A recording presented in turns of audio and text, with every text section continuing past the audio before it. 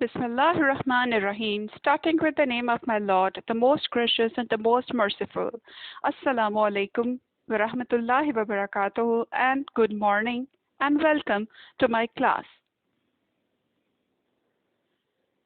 Our today's lesson is a sequel of the previous topic about comprehending the unseen passages in exams and learning the skills and tricks to answer the questions of different types. Comprehension passage is a great source of fear for many bilingual students. They have to take care of all the grammatical requirements like capital letters, spellings, articles, punctuation marks, as well as they have to comprehend the questions to decode for the answers hidden or obviously given in the passage. Remember that there are certain demands to answer those questions. Hardest of tasks demand presence of mind, confidence, and a handful of technical information to be done. So remember, you can secure good grades on the basis of few tricks and techniques. Let's review those points. First of all, think that what does the title tell you about? What is shown in the picture? You can predict that what sort of text can be. You have to visualize with the help of the text before reading the text by the pictures and the topic that what sort of story or topic you are going to read. You can imagine yourself according to the type of text. At the end of the text, what did you learn? Can you summarize the main points? Do you think that information is applicable to your real life? So let's do a little practice with the upcoming text. The Grand Canyon. The Grand Canyon is a large river canyon in Arizona. It is over 220 miles long and over a mile deep in some places. Its widest point is 18 miles wide. The canyon is considered one of the 7 natural wonders of the world. Over millions of years, the Colorado River wore away rocks as it passed through the area. Slowly, the river made the path deeper and deeper. Now the canyon is surrounded by steep walls on either side, while the river continues to flow at the bottom of the canyon. Besides its large size, the Grand Canyon is also known for its magnificent colors. The canyon is made of layers of rock, and each layer of rock has a different depth and color. Geologists have identified almost 40 different layers of rock exposed by the river's erosion. The climate in canyon area is primarily desert, with both high and low temperatures. The upper rims of the canyon often receive snowfall. The air quality is usually very high, although dust storms and smoke from fires can change the air. The Grand Canyon is home to a variety of plants and animals. Plants range from various species of cactus and pine forests. Many types of animals live in the area, including the bald eagle, bobcats, bats, and Gila monsters. 6 different kinds of rattlesnakes have been identified in the area. Native Americans have inhabited the area for around 3,000 years. Spanish conquistadors first explored the area in 1540. Spanish priest and explorer returned in 1776. However, they did not stay as they found the canyon impassable. Arizona became part of the United States in 1848, and the first geological studies were completed on the Grand Canyon in 1856. Today, the canyon is part of the Grand Canyon National Park. About 5 million tourists visit the park each year.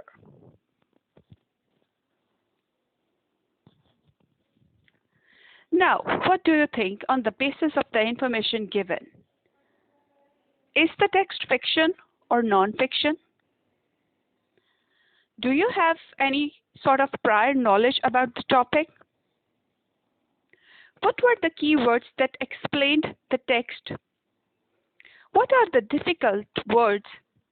Can you comprehend those words with the contextual help, or you can say with the information before and after that word? What is the author's view? Or what was the most attractive point in this text for you?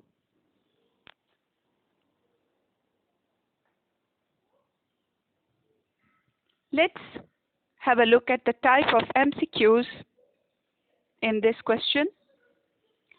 What does it mean? Circle the correct meaning for each of the following words from the passage. Geologist. Have you ever heard the word geo? Does it remind you of any word like geography? Ask yourself, what was the text about? Was it about the physical properties of the earth?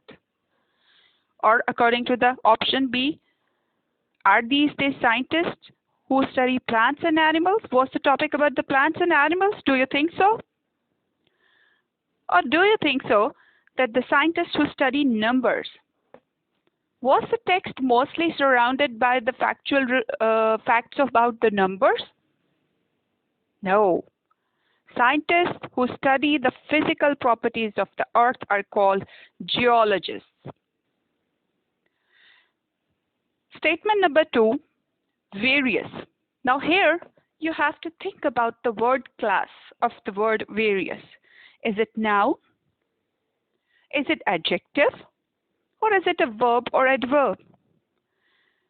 If you remember, in the text, the word various was written with the noun species.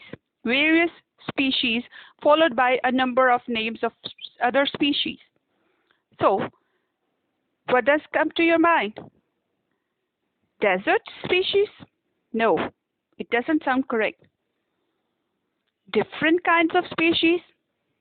Okay, yes, it can be correct. Rare and unusual species. Now, if you look at the contextual meaning of the word, was there anything or any information which told you something about the rare and unusual animals? Not at all.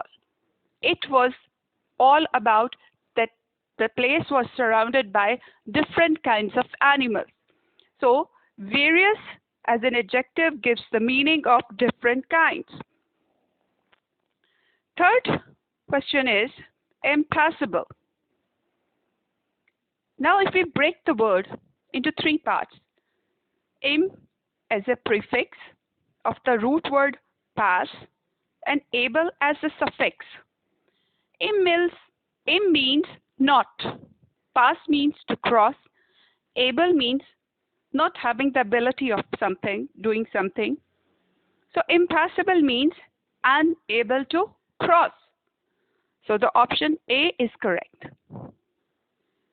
Erosion.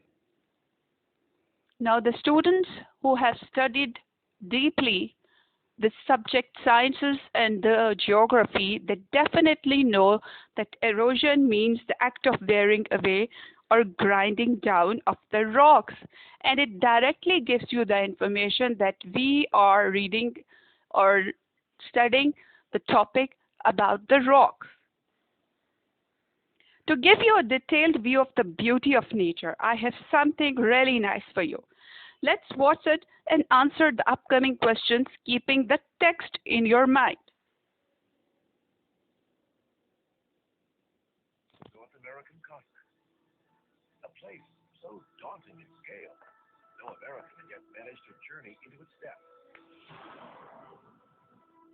A place now known as the Grand Canyon. Today, visitors come to its rim to be thrilled and unnerved. But when early European travelers first stood here, they simply could not comprehend the canyon's enormous scale. While scientists still don't know exactly how the canyon was created, they do know that its story stretches back more than 1.5 billion years, thanks to colorful layers of rock that are now exposed in the canyon's walls. The oldest of these is a black rock known as Vishnu schist. It was created from deposits of volcanic ash, mud, and sand that washed down from ancient mountains. In the hundreds of millions of years that followed, oceans, deserts, and swamps came and went across this part of Arizona, leaving behind more layers of sedimentary rock, so many that they created a giant plateau. Just 250 million years ago, the youngest layer in the canyon's walls was laid down. It's a light-colored stone known as kaibab limestone. It was only after these deep and colorful rock layers were formed that the Colorado River started carving a giant canyon through the plateau's floor, feeding it with thousands of tributaries that eroded the landscape even more and helped expose the colorful layers below to create this giant chasm, which reaches, in places, 18 miles from rim to rim.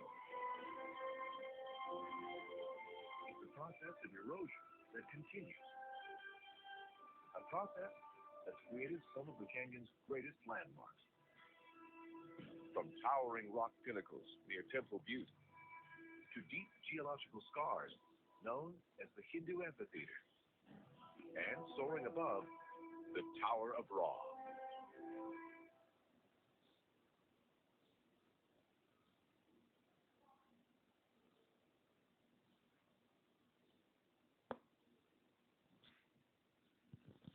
I hope you enjoyed the video. Now what do you think? Does the prior information or knowledge help the students to answer the questions?